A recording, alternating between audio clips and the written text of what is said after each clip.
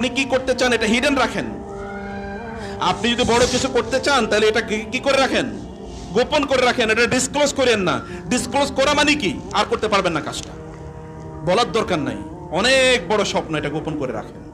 দেখেন না এখানে কথা, এবং রাসূল সাল্লাল্লাহু আলাইহি ওয়াসাল্লাম বলেছেন তোমাদের স্বপ্নগুলোকে, তোমাদের প্রত্যাশাগুলোকে, এগুলোকে তোমরা গোপন করে রেখে আল্লাহর সাহায্য চাও, এর মাধ্যমে তোমরা এটাকে সম্পাদন করো। প্রকাশ করে দিলে আর করতে পারবা না।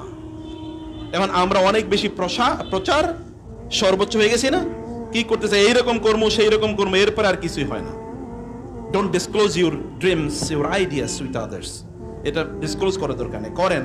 আমরা অ্যাকশনস স্পিক লাউডার দেন ওয়ার্ডস বলা হয় না, কাজ করে দেখেন। মুখে বলা একদল লোকের অভ্যাসে পরিণত হয়েছে, মুখে বলা এটা মুনাফিকের কাজ।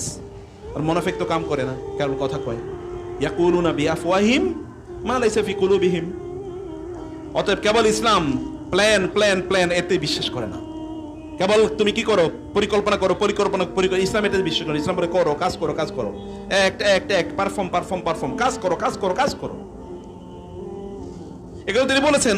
তার সন্তানরা, বাবা তো তার সন্তানের ব্যাপারে খারাপ ধারণা পোষণ করার কথা না, তার মানে এটা ন্যাচারাল। আপনি কোনো প্রকাশ করে দিলে আপনি ওই কাজটি আর করতে পারবেন না।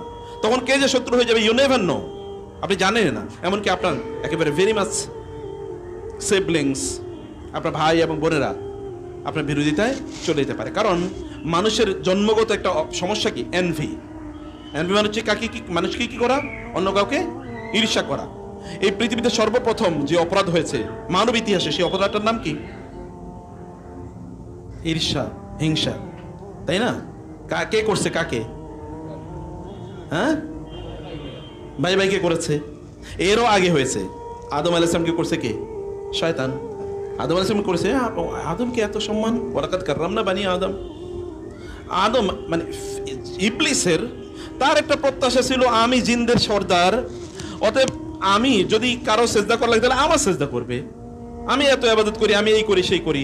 কিন্তু হঠাৎ করে আদমের আজকে বানাইলো, বানাই কয় তোমরা তারে সেজদা করো। কেমন কথা হইলো, না আমি সেজদা করতে পারবো না। আবা ওয়াস্তাকবারা ওয়া কানা মিনাল কাফিরিন। আবা, সে অস্বীকার করেছে। অস্বীকারের মধ্যে কি আছে? ঈর্ষা আছে। কারণ সে বলেছে আপনি আমারে বানাইলে আগুন দিয়ে, আর তারে বানাইছেন মাটি দিয়ে, আমি কেন তারে সেজদা করবো? Envy is this. যখন আপনি দেখবেন, যখন কেউ দেখে যে আপনি তার চেয়ে এগিয়ে গেছেন, তখন সে আপনাকে ঈর্ষা করবে, তখন সে আপনাকে হিংসা করবে। এটা মানুষের স্বভাবজাত। এটা এর মানুষের ফেরেশতা না যে মানুষের মধ্যে থেকে এটা আল্লাহ তাআলা দূর করে দেবেন। অথবা মানুষ তো এখন জান্নাতে নাই, দুনিয়াতে আছে। দুনিয়াতে একটা টেম্পটেশনের জায়গা। ওয়ানাজাআনা মা ফি সুদুরি মিন গিল্লিন ইখওয়ানান আলা সুরুরিন মুতাকাবিলিন। যখন জান্নাতে যাবে তখন হিংসা বিদ্বেষ এগুলো সব আল্লাহ কি অন্তর থেকে এগুলো সব ঝেড়ে ফেলে দেবেন। কিন্তু দুনিয়াতে এগুলো সব আছে। এবং মুসলমানরা, বিশেষ করে নামাজিরা, মসজিদে যারা আসে, যারা দাড়ি টুপি রাখে, এদের অধিকাংশ জাহান্নামে যাবে কেবল হিংসার কারণে। বুঝেন নাই? মুসলমান দেখবেন নামাজি আপনার পাশে দাঁড়াইয়া নামাজ পড়তেছে, কিন্তু আপনার হিংসা করতেছে ভিতরে ভিতরে, সে জানেও না।